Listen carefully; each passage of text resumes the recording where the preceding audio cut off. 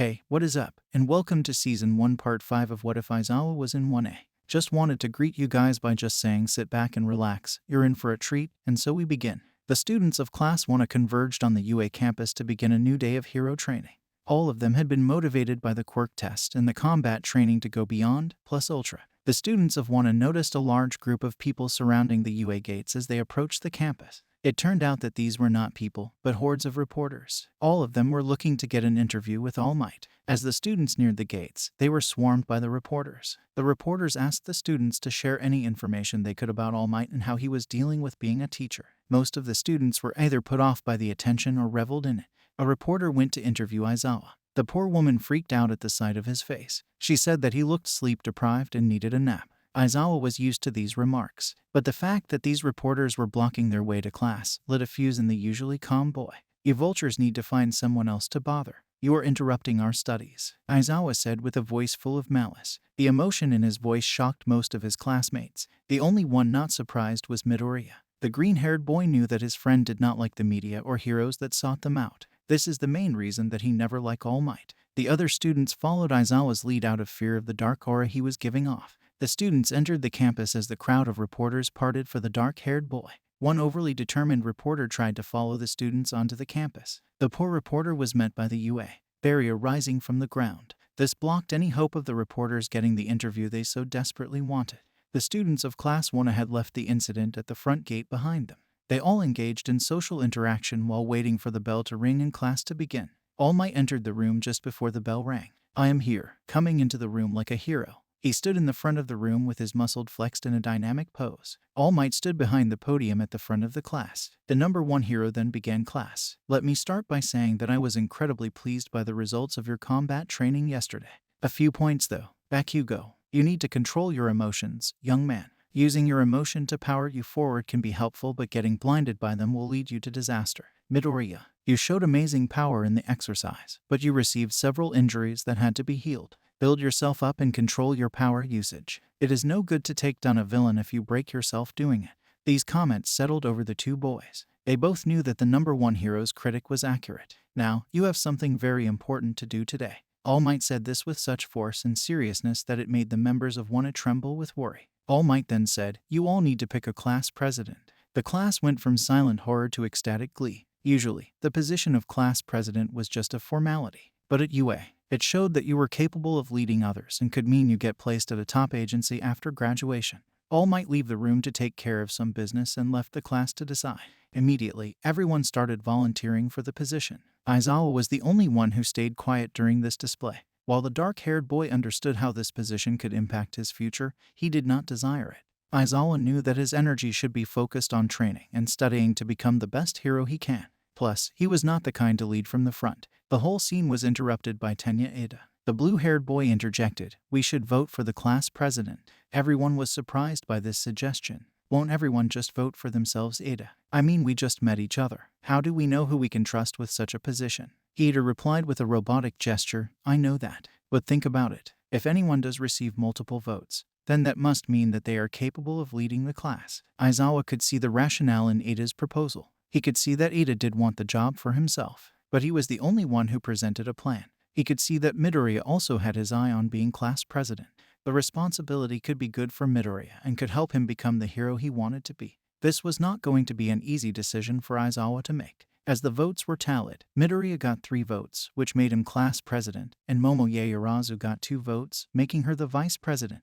As Midoriya stood at the front of the class trembling from the weight of his new position, the lunch bell rang. Aizawa sat in the lunchroom with Midoriya, Ida, and Uraraka. The friends enjoyed the delicious lunches by the pro-hero lunch rush. Both Ida and Uraraka questioned Midoriya about being named class president.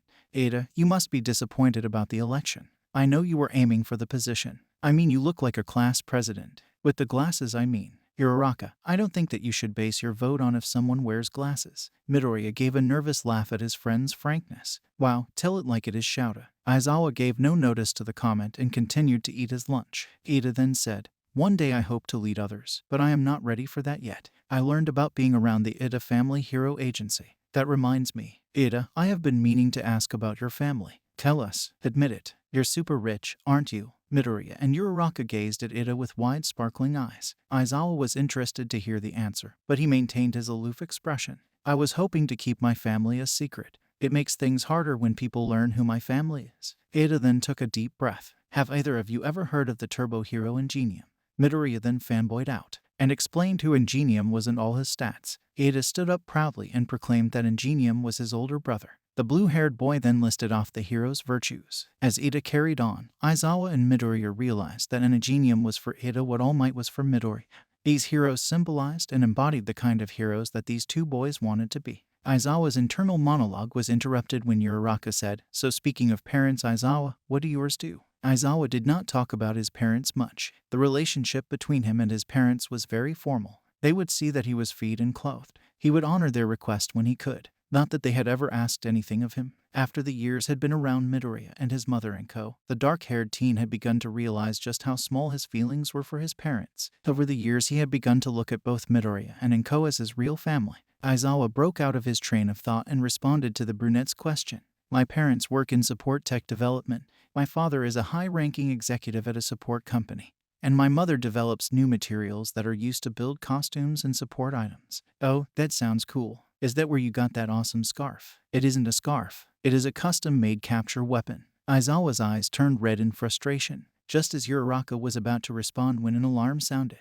All the students in the lunchroom started to freak out. The alarm meant that the school's security had been breached. Every student flooded the hallways to reach the safe areas. Because of this, the hall became cramped and impassable. Ada became pressed against the windows and saw that the threat was just a bunch of reporters. Ada quickly formed a plan. He reached for Uraraka, and she made him float. He then used his engines to maneuver in midair. He reached the top of the main doorway. He placed his feet on the doorway and grabbed an overhanging pipe to steady himself. This made him look like the figure on an emergency exit. Ada then yelled over the crowd of panicked students. He told them that everything was fine. The threat was only a bunch of reporters. This made everyone clam down. Later, Class 1 had returned to their homeroom. Midoriya stood in front of the class to choose the class officers. Before we choose the class officers, I think we should name Tenya Ida class president.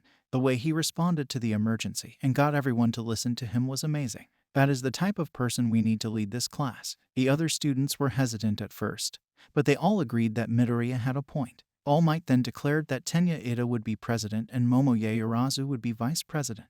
This did rub Yaoyorozu the wrong way. After all, she received 2 more votes than Ida. The day ended with Principal Nezu and the other UA staff members standing beside a destroyed piece of the UA barrier. The section looked like it had been dissolved into dust. The sight of this left the group of educators wondering if it was a warning or a first assault. The next afternoon, Class 1 gathered in the classroom. They wondered what training awaited them. All Might entered the classroom and announced that they would be performing rescue training.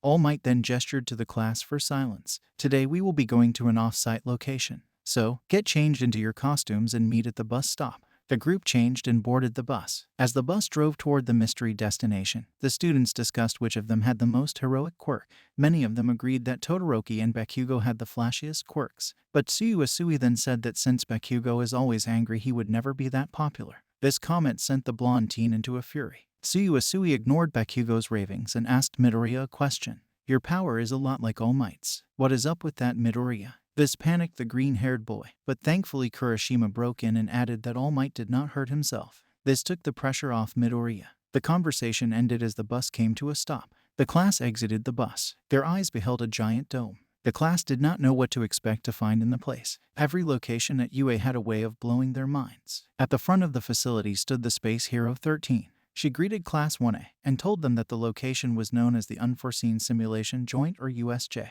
This place would help 13 and All Might train the students in recuse procedures and disasters. The teachers and students entered the USJ. The students were amazed at the many disaster scenes that dotted the building. With wonder still in their eyes, the students then noticed a circle of blackness take shape in the middle of the facility. A figure covered in hands walked out of the portal. This strange figure was then followed by dozens of even stranger figures of all shapes and sizes. Whoa, is this part of the exercise? All Might got a displeased look on his face. The number 1 hero shouted, "Get back, students. This is not an exercise. Those are villains." The students were shocked both by the tone of All Might's statement and the content.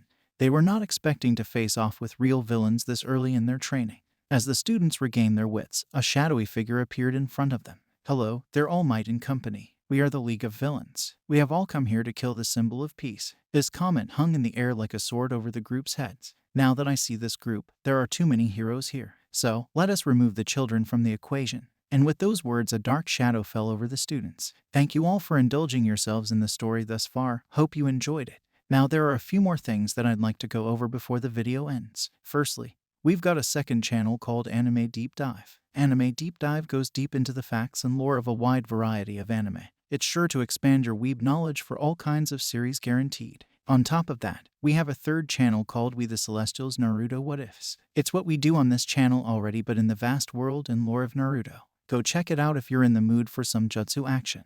I'd like to let you all know, on behalf of We The Celestials, I'd like to thank everyone involved in the production of today's awesome content. Their details will be in the description below. If you're perhaps interested in what we do here at WTC, then I would like to extend out an invitation to join the team.